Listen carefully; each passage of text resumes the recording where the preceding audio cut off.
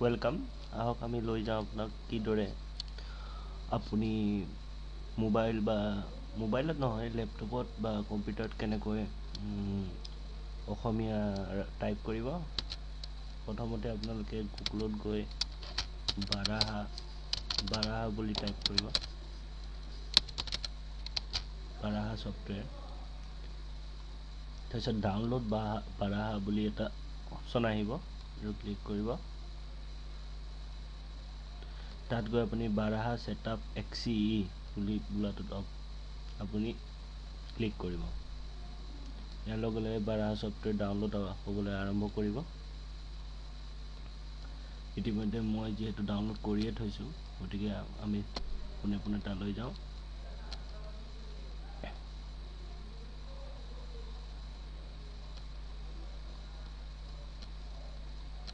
বাৰাহা software মোৰ download কৰা হৈ আছে। আপুনি ইয়াতে ৰান এজ এডমিনিষ্ট্ৰেটৰ ক্লিক কৰিব।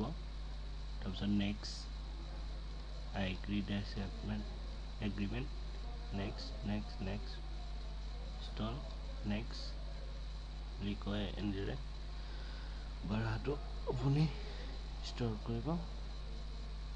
ইয়াত যিহেতু মই আগতে ইনষ্টল কৰি থোৱা আছে, গতিকে ইয়াত এইদৰে দেখাইছে। ইগনৰ বা আহিলে ইগনৰ ক্লিক কৰিব আপুনি।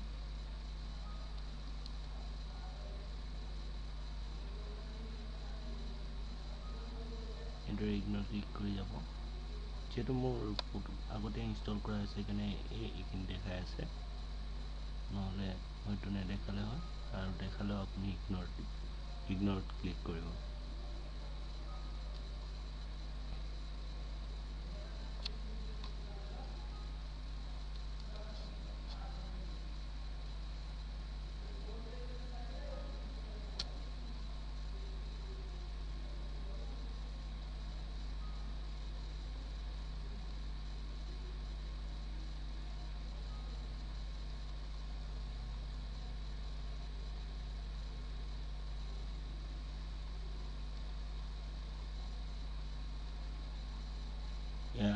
ডাউনলোড কমপ্লিট হ'ল, ইনষ্টল কমপ্লিট হ'ল।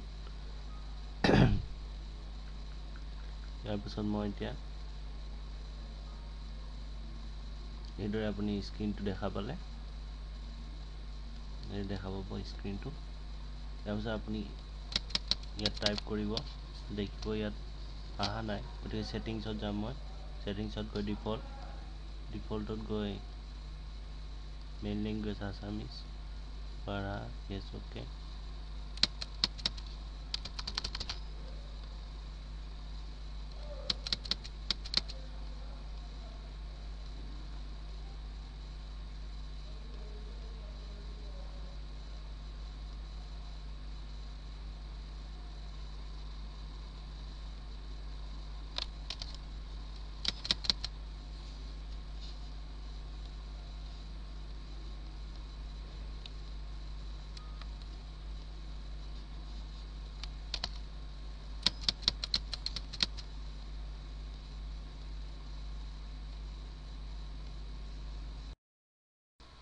এনেধৰণৰ অসুবিধা আপুনি পাই থাকিলে কম্পিউটাৰটো এবাৰ ৰিষ্টাৰ্ট কৰি দিব।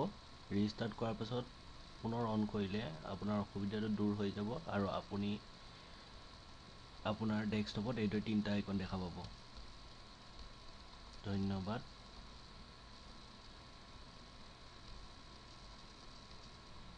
ইনষ্টল কৰাৰ পাছত আপুনি আপোনাৰ ডেস্কটপত 3টা আইকন দেখা পাব, বাৰাহা আইমি, বাৰাহা আইপেড। আপুনি বাৰাহাত ক্লিক কৰিব।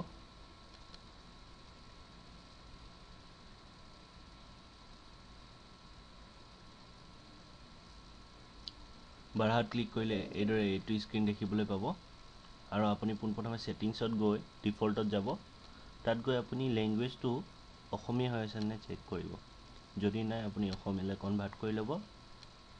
আদাৰ settings, menu language English, okay click কৰিব। তাৰ পাছত এতিয়া কিপেডত ইংলিছত টাইপ কৰি যাব, আৰু ওপৰত অসমীয়াখিনি ডিছপ্লে হৈ থাকিব।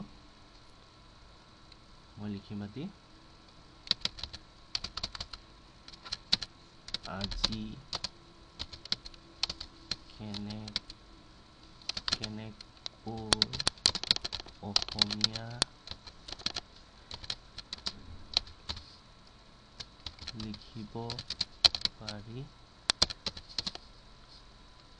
শিকিলোঁ।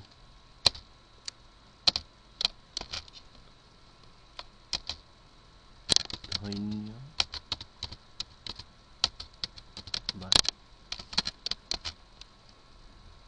তাৰপিছত এই গোটেইখিনি আপুনি চিলেক্ট কৰিব, চিলেক্ট কৰি এই অপশ্যনটো ক্লিক কৰিব, নহ'লে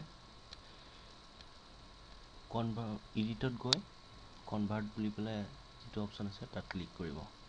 ইয়াৰ পাছত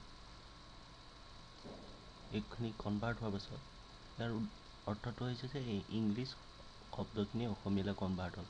তাৰপিছত আপুনি এইখিনি কোনো পেজত বা কোনো ৱৰ্ড ফাইলত বা য'লৈকে আপুনি নিব বিচাৰে তাৰ কাৰণে ইয়াত এবাৰ ক্লিক কৰি এডিটত গৈ কপি বোলা এটা অপশ্যন পাব, তাত ক্লিক কৰিব। ইউনিকড আনচি দুটা অপশ্যন থাকে, ইউনিকডত গৈ অ'কে কৰিব। এইখিনি আপোনাৰ কপি হৈ গ'ল। এতিয়া আপুনি যিকোনো জেগাতে গৈ পেলাই এইখিনি পেষ্ট কৰিব পাৰে।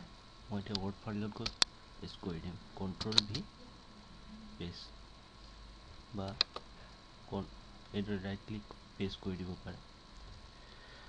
আশা কৰিলোঁ আপোনালোকে আজি গম পালে কিদৰে অসমীয়া লিখিব পাৰে। গতিকে সকলোকে আকৌ এবাৰ ইমানখিনি সময় ধৈৰ্য সহকাৰে ভিডিঅ'টো দেখাৰ বাবে ধন্যবাদ জ্ঞাপন কৰি মোৰ আজিৰ এই টিউটৰিয়েলটো ইয়াতে সমাপ্ত কৰিলোঁ। ধন্যবাদ।